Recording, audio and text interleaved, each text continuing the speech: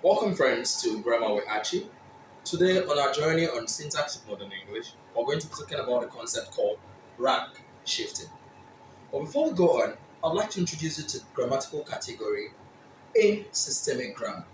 Systemic grammar tells you that there are four categories to consider grammar from. One, from the unit category, then the structure category, class, and then systems. While unit talks about the basic makeup or build-up of different categories, structure talks about the patterns, right? Class talks about the groupings, and system talks about choice, right? Therefore, the whole concept of rank shifting will be considered under the unit category. Now, in the rank scale, there are five units, with the sentence being the largest unit,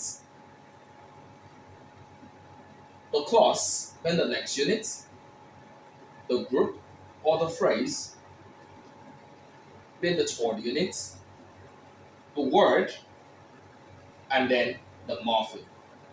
The morpheme is the smallest unit of grammatical description, while the sentence is the largest or the highest unit of grammatical description. So morphemes come together to give you words, words come together to give you groups of phrases come together to give you clauses, and then clauses come together to give you sentences. So we would say the sentence is the highest grammatical rank and the morpheme is the lowest grammatical rank. But for the sake of grammar, we're going to be considering the word level up onto the sentence level. The morpheme level is based in the morphological part of language study. So this considers morphology,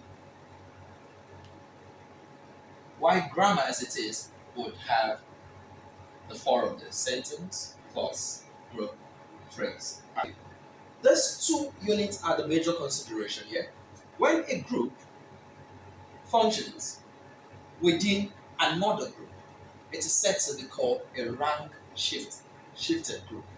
When a clause functions within another clause, it is said to be called a rank shifted group. These are the two areas or consideration or categories. I want you to understand that morphemes come together to give words, words come together to give groups, groups come together to give clauses, and clauses come together to give sentences. For instance, faith plus the morpheme full, the bound morpheme full, free morpheme, bound morpheme come together to give the word faithful. Two words such as faithful plus man could give a group a faithful man,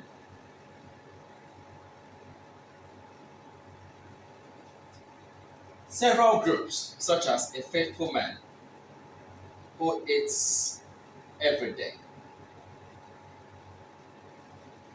So we can make this a definitive article: the faithful man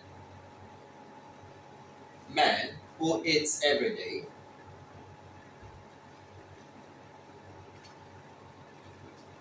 Then this can be added to another clause to make a sentence, where we have the faithful man who eats every day is my father. So observe that morphemes, being the smallest unit, grow up to the category of sentences, where morphemes come together to give words, words come together to give groups, groups clauses, and then clauses sentences. That is, this unit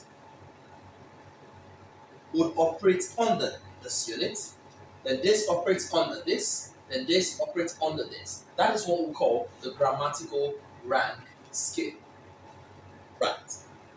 When the concept of rank shifting comes up, it is when one rank stops functioning in the capacity of the superordinate rank and then functions within that same category, such as when a group, instead of coming together to give clauses,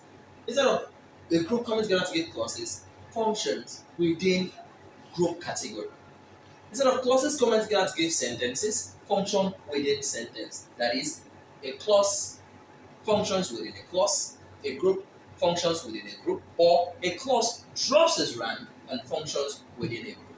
That is the concept of rank shifting, where the grammatical rank scale, right, loses an item in the grammatical rank scale loses its value, loses its function, and functions in a lower category or the same category of grammatical units. That is what we call rank shifting, such as the shift from a group.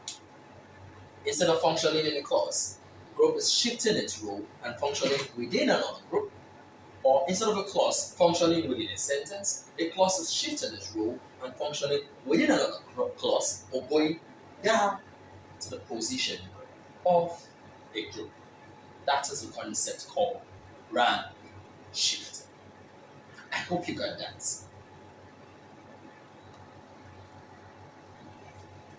I'd like to remind you of elements of clause structure because we'll need this in the analysis of rank shifted clauses or groups, right? The clause is made up of 5 items: the subject, the predicator, the object, the complement, and the adjunct, where the predicator is the mandatory item, while the other items are not mandatory. That is, for a clause to be, there has to be the predicator, which is the verb. Therefore, it is ideal to note that when we have a subject, our subject is mostly the noun clause or the noun phrase.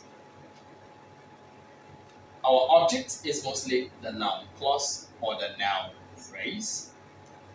Our complement could be a noun clause, a noun phrase, or an adjectival clause. Our adjunct is mostly an adverbial phrase or an adverbial clause. Prepositional phrases could function here as well.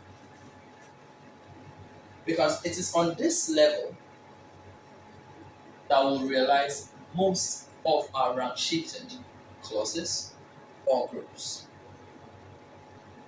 Now let's go back to our concept of rank.